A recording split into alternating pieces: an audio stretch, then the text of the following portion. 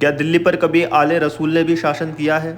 जी हाँ, बिल्कुल किया है। अक्सर हम सुनते हैं कि मुगलों ने शासन किया है, खिलजियों ने किया है, तुगलकों ने किया है, लोदियों ने किया है, पर आज मैं आपको ऐसा मकबरा एक्सप्लोर कराऊंगा जो कि आले रसूल है। ये सैयद वंश के दूसरे सुल्तान सैयद मुबारक शाह हैं। इन्होंने दिल्ली पर 13 साल राज किया है, बट आज इनका मकबरे के हालात आप देख सकते हैं। ये देखिए यहाँ पर क्या क्या पड़ा है, ये देख सकते हैं आप। यहाँ पर बहुत सारी कब्रें, मकबरे के अंदर ये मूर्ति रखी है, ये देख सकते हैं। मैं चारों तरफ से वो दिखा देता हूँ। मकबरे के अंदर है ये मकबरा है, 110% मकबरा है। मैप पे देख सकते हैं, हिस्ट्री में देख सकते हैं, गूगल पर देख सकते हैं, कहीं भी देख सकते हैं। ये मकबरा इस चीज़ को दर्शाता है कि सैयद डायनेस्टी में मुगलों से पहले दिल्ली की क्या हालात थी। आप देख सकते हैं, ये है मुबारक शाह की कब्र, दूसरी कब्र ये है, तीसरी कब्र ये है,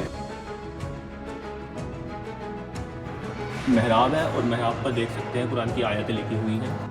हेलो दोस्तों, तो स्वागत है आपका मेरे नए व्लॉग में। और आज मैं खड़ा हूँ दिल्ली में एक ऐसी ऐतिहासिक जगह पर, यानी कि आप मेरे पीछे देख रहे हैं ये दरगाह है, यानी कि कब्र है। और मैं खड़ा हूँ इस टाइम पर सैयद डायनेस्टी के अहम सुल्तान मुबारक शाह की आराम गाह पर। आप मेरे पीछे देख रहे हैं, यहाँ पर बहुत सारी कब्रें हैं। आज मैं आपको ये पूरा मकबरा एक्सप्लोर कराऊंगा और इसके बारे में सब कुछ बताऊंगा। फिलहाल इसकी हालत बहुत ज़्यादा ख़राब है, ये जर्जर है। तो चलिए व्लॉग शुरू करते हैं। तो चलिए अब मैं आपको ये पूरा मकबरा विजिट कराता हूँ। ये सामने मेन गेट है और मेन गेट के ऊपर ये गुम्बदनुमा स्ट्रक्चर है।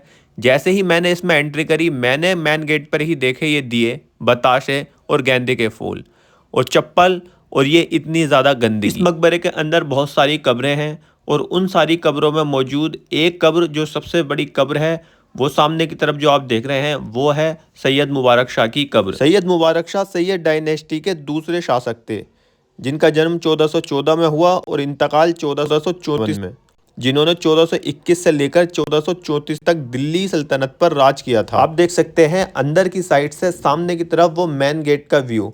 ऊपर एक मेहराब नुमा स्ट्रक्चर बना हुआ है, चारों तरफ जालियां लगी हुई हैं जो कि रोशनी के लिए हैं। फिलहाल बहुत अंधेरा हो चुका है, इसका गुम्बद भी ऊपर से दिख नहीं रहा है, मतलब नीचे वाली साइड से। आगे वीडियो में मैं आपको दिखाऊंगा, इसका स्ट्रक्चर दिखाऊंगा, आर्किटेक्चर दिखाऊंगा, गुम्बद के नीचे का पूरा व्यू दिखाऊंगा। फिलहाल यहाँ पर अंधेरा हो चुका है, बट मैंने इस मकबरे में एक चीज़ देखी जो मुझे ज़्यादा खास पसंद आई नहीं, क्योंकि जिस तरीके का दौर चल रहा है ये चीज़ करना सही नहीं है। आपको मैं एक चीज़ दिखाता हूँ। आप ये मकबरा देख सकते हैं, ये चारों तरफ का मकबरा है, ये कब्रें हैं 3-4, और कब्र के बाद में आपको एक चीज़ और दिखाता हूँ मैं। ये मकबरा है, 110% मकबरा है। मैप पे देख सकते हैं, हिस्ट्री में देख सकते हैं, गूगल पर देख सकते हैं, कहीं भी देख सकते हैं। सैयद मुबारक शाह का मकबरा कहाँ पर है? कोटला मुबारकपुर, उन्हीं के नाम पर रखा गया था। अब उनके मकबरे पे ये देख सकते हैं आप। अभी मैं आपको पास से दिखा देता हूँ ये क्या है। ये देख सकते हैं आप, मकबरे के अंदर ये मूर्ति रखी है। मूर्ति क्यों रखी है, किस वजह से रखी है, ये चीज़ मुझे नहीं पता, बट जिस तरीके का दौर चल रहा है, जैसा हिंदुस्तान में माहौल है, ये सही नहीं है। आप एक चीज़ और मैं आपको दिखा देता हूँ, इस मकबरे के हालात देख सकते हैं, क्या हाल कर रखा है। यहाँ पर कब्रों के क्या हाल हो रखे हैं, यहाँ पर क्या होता है, कैसे होता है, लोग क्या करते हैं, ये मुझे नहीं पता। इस दुनिया के हर धर्म का इंसान जानता है कि मकबरों पर और दरगाह पर और मज़ारों पर क्यों जाते हैं। मकबरों पर, दरगाह पर, मज़ारों पर इसाले सवाब करने जाते हैं या अल्लाह से दुआ मांगने जाते हैं, इनका वसीला देकर। पर अगर कोई गैर धर्म का जाता है तो वो मकबरे पर जाकर उसी तरीके से पेश आता है जैसे कि मुसलमान आते हैं। बट यहाँ पर उल्टा है। मैंने ये सुना है कि यहाँ पर लोग आकर पूजा करते हैं।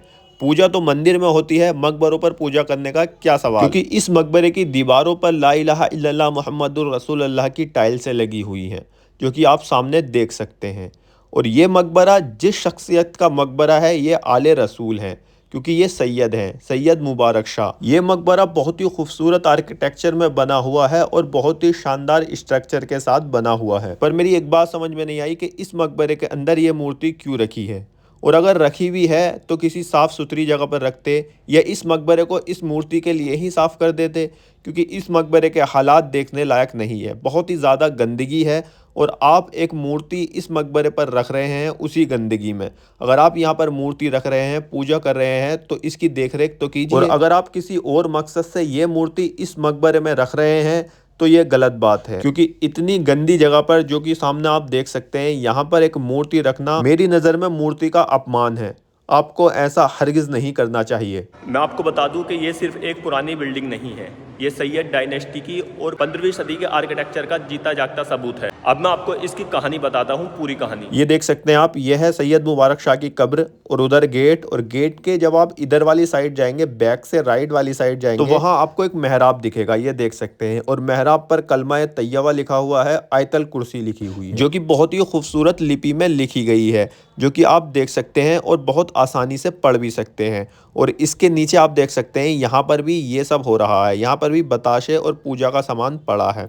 ये जगह जो मैं आपको दिखा रहा हूँ मेहराब, ये नमाज़ पढ़ने की जगह होती थी, क्योंकि उस ज़माने में इन्होंने अपना मकबरा खुद ही तामीर करवाना शुरू कर दिया था मरने से पहले। ये मकबरा इस चीज़ को दर्शाता है कि सैयद डायनेस्टी में मुगलों से पहले दिल्ली की क्या हालात थी, कैसी थी दिल्ली, उस चीज़ को ये मकबरा दर्शाता है। सैयद डायनेस्टी जिसके बारे में लोग इतना जानते नहीं हैं, जानते हैं तो सिर्फ मुगलों के बारे में जानते हैं और तुगलकों के बारे में जानते हैं, उनके बारे में जानते हैं। बट आज जो मैं आपको ये वीडियो दिखा रहा हूँ, ये सैयद डायनेस्टी के इतिहास की वीडियो है। सैयद डायनेस्टी के दूसरे सुल्तान मुबारक शाह का मकबरा है। अगर इतिहास की बात करें तो सैयद वंश दिल्ली सल्तनत का चौथा राजवंश था, जो तुगलक वंश के बाद सत्ता में आया था। इसने 1414 से लेकर 1450 ईस्वी तक शासन किया। सैयद या मोहम्मद के वंशज होने का दावा करने वाले इस परिवार ने सैयद वंश की शुरुआत की। सैयद वंश के संस्थापक खिज़िर खान थे, जो मुल्तान के गवर्नर और भारत में तैमूर के नायाब थे। इस समय यह वंश बहुत अराजकता के सत्ता में था। सैयद वंश के संस्थापक खिज़िर खान ने 1414 से लेकर 1421 तक दिल्ली पर शासन किया था। इस मकबरे को इंडो इस्लामिक आर्किटेक्चर में बनवाया गया था, जो कि लोधी शैली और तुगलक शैली का मिश्रण है। अगर हम इस मकबरे में बने गुम्बद की बात करें तो फिलहाल ये मकबरे के गुम्बद के नीचे का स्ट्रक्चर है, पर इसके ऊपर एक बड़ा थोड़ा चपटा गुम्बद मौजूद है। कुछ एक्सपर्ट्स कहते हैं कि ये गुम्बद बाकी स्ट्रक्चर के अनुरूप थोड़ा छोटा या आउट ऑफ प्रोपोर्शन लगता है। और अंदर की तरफ गुम्बद की छत पर कुरान की इंस्क्रिप्शन की 3 लेयर्स हैं। और इस मकबरे का सबसे बड़ा फीचर्स ये है कि ये 8 कोणी यानी कि ऑक्टागोनल आकार में बना है। ये डिजाइन सैयद और लोधी वंश के रॉयल टॉम्ब्स के लिए रिजर्व रखा जाता था, जबकि आम लोगों के लिए स्क्वायर मकबरे बनते थे। और उधर की साइड भी आप देख सकते हैं कुछ मूर्ति के पोस्टर्स पड़े हैं। और सेंट्रल ऑक्टागोनल हॉल के चारों तरफ बाहरी पिलर्स और कॉरिडोर हैं। ये कॉरिडोर मकबरे के चारों तरफ घूमी हुई है, जिसे लोग घूमकर देख सकें। कॉरिडोर के मेहराबों को सपोर्ट करने वाले स्तंभ बहुत दिलचस्प हैं। ये पिलर्स सिंगल स्टोन ब्लॉक्स यानी कि एक ही पत्थर के टुकड़े से बने हैं, लेकिन उन्हें इस तरह तराशा गया है कि वो 2 पिलर्स या डबल कॉलम्स का इल्यूशन देते हैं। और ऑक्टागोन के हर एक कोने पर तिरछे या ढलान वाले सहारे दिए गए हैं। ये तुगलक शैली की एक महत्वपूर्ण आर्किटेक्चरल एलिमेंट है, जिसे यहाँ भी अपनाया गया है, जो दीवारों को मजबूती देते हैं। और मकबरे की प्रापेट के ऊपर ऑक्टागोन के हर एक फेस के ऊपर छतरी बनी हुई है। ये छतरी हिंदू आर्किटेक्चरल इन्फ्लुएंस दर्शाती है और मकबरे को एक पिरामिड जैसा रूप देती है। ये उन छतरियों के नीचे बने गुंबद का स्ट्रक्चर है और इस पर आप टाइल्स देख सकते हैं। हर टाइल्स पर कलमा तैयबा लिखा हुआ है और अल्लाह का नाम लिखा हुआ है। दोस्तों, आज ये मकबरा भारी भरकम रेजिडेंट एरिया कोटला मुबारकपुर के बीचों बीच में घिरा हुआ है। एक तरफ तो वो निशानी है जो कि 1500 शताब्दी की है और दूसरी तरफ आप देख सकते हैं ये एरिया, रेजिडेंट एरिया की कितनी तरक्की इतने दिनों में हो चुकी है, जो आज इसकी निशानी तक को छुपा लिया। लेकिन आज के दौर में भी इस घनी बस्ती के बीच में इसकी वास्तुकला ऐसे चमकती है कि हमें रुकने पर, इसे देखने पर मजबूर करती है। ये हमारा एक इतिहास है, ये हमारी एक विरासत है और हमें इसे देखना चाहिए और इसका ख्याल रखना चाहिए। फिलहाल इसका हालात बहुत ख़राब है, जैसे मैंने आपको दिखाया इतना सब कुछ के बहुत ज़्यादा ख़राब इसके हालात हैं। क्या मैंने आपको दिखाया वो आप देख सकते हैं, जो बिल्कुल गलत है। असल में आम मकबरे पर 1 या 2 कब्रें होती हैं, बट ये एक इकलौता ऐसा मकबरा है जिसके अंदर 7 कब्रें हैं। 7 कब्रें, जो कि सबसे बड़ी कब्र आप देख सकते हैं वो है मुबारक शाह की। उसके साथ 7 कब्रें और हैं, जिसमें बच्चों से लेकर बड़े तक की कब्रें हैं और इसमें मर्द से लेकर औरत तक की कब्रें हैं। आपको और करीब से दिखाता हूँ इसमें किस किस की कब्रें हैं। मतलब बताया जाता है कि इसमें उनके दरबारियों की और उनकी फैमिली की कब्रें होने का दावा किया जाता है, बट क्या सच्चाई है वो आज तक कोई नहीं बता पाया। बट अंदाज़ा लगा सकते हैं कि उस दौर में अपनी वाइफ को और अपनी फैमिली को ही अपने मकबरे के अंदर लोग ज़्यादा दफन करवाते थे। मुबारक शाह ने इस मकबरे का निर्माण जो करवाया था वो अपने जीते जी रहकर करवा लिया था। और इस मकबरे की एक बात और बताता हूँ मैं, इस मकबरे में लोग दुआएं और पूजा पाठ करने भी आते हैं, यानी कि अपनी अपनी श्रद्धा के अनुसार हिंदू मुसलमान दोनों आते हैं। और आपको मैं बहुत कुछ दिखा भी चुका हूँ, इस पे के दिए भी जल रहे हैं, क्योंकि दिवाली का टाइम अभी गुजरा है, जैसे कि मैंने आपको अभी दिखाया। असल में सैयद मुबारक शाह सैयद डायनेस्टी के संस्थापक खिज़िर खान के बेटे थे। जब खिज़र खान की तबीयत ख़राब हुई तो उन्होंने अपनी मौत से पहले मुबारक शाह को अपना अधिकारी घोषित कर दिया था। खिज़र खान की मौत के बाद 20 मई 1421 को मुबारक खान ने सभी उमराओं की सहमति से थोरैन ग्रहण किया। गद्दी पर बैठने के बाद उन्हें मुइजुद्दीन मुबारक शाह की उपाधि मिली। उनके पिता खिज़र खान तैमूर के उत्तराधिकारी शाहरुख के नाम से शासन करते थे। मुबारक शाह ने ये नाम मात्र की अधीनता समाप्त कर दी और शाह की शाही खिताब खुलकर इस्तेमाल किया और अपने नाम के सिक्के भी जारी किए। इस तरह मुबारक शाह सैयद डायनेस्टी के दूसरे शासक बने और उन्होंने अपने पिता की विरासत को आगे बढ़ाया, लेकिन शासन में ज़्यादा आज़ादी दिखाई। अब मैं आपको इसकी सारी सातों की सातों कब्रें दिखाता हूँ। जैसे कि आप देख सकते हैं यहाँ पर बहुत सारी कब्रें मौजूद हैं, यानी कि 7 कब्रें मौजूद हैं, जिनमें 1, 2,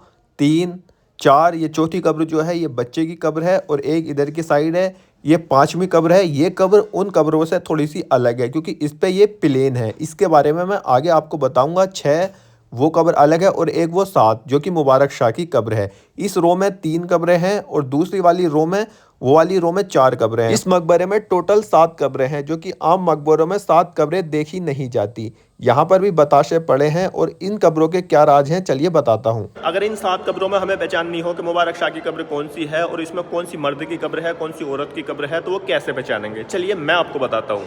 ये जो सबसे बड़ी कब्र है ये मुबारक शाह की है। लिखा हुआ नहीं है कहीं भी और ना ही कथित तौर पर कुछ सबूत है, बट ये माना जाता है जो सबसे बड़ी कब्र है वो मुबारक शाह की है। उसके बाद में 1, 2, 3, एक ये सबसे छोटी कब्र, 5, 6, 7 कब्र हो गई। असल में ये जो कुंवर, जिन कब्रों पर कुंवर निकला हुआ है, ये एक पत्ती लगी हुई है और उसका कुंवर ऊपर को है, ये मर्द की कब्र है। ये मर्द की कब्र की ये निशानी है कि मर्द लिखने और हुकूमत करने की निशानी है। दूसरा मैं आपको दिखा देता हूँ इधर की साइड, ये दूसरी कब्र है। इस पर जो वो पत्ती है, तख्ती है, वो बिल्कुल प्लेन है। ये औरत की कब्र है। ये निशानी है, ये औरत की सादगी की निशानी है कि कामकाज करने की निशानी है। तो ये 2 निशानियां इन मकबरों पर मिली हैं। जैसे कि मैंने आपको बताया कि ये मकबरा बीच बस्ती में मौजूद है। इसके चारों तरफ घर हैं, इसलिए इसके बाहर के शॉट कुछ इस तरीके के ही आए। तो दोस्तों आज मैंने आपको दिखाया मुबारक शाह का मकबरा। मैं आशा करता हूँ कि आपको मेरी वीडियो अच्छी लगी होगी। ऐसे ही और इंटरेस्टिंग व्लॉग्स देखने के लिए, ऐसी इंटरेस्टिंग जगहें देखने के लिए, हिस्टोरिकल मस्जिदें और मकबरे देखने के लिए मेरे चैनल को सब्सक्राइब करें, मेरी वीडियो को लाइक करें, शेयर करें, कमेंट करें। बहुत बहुत शुक्रिया।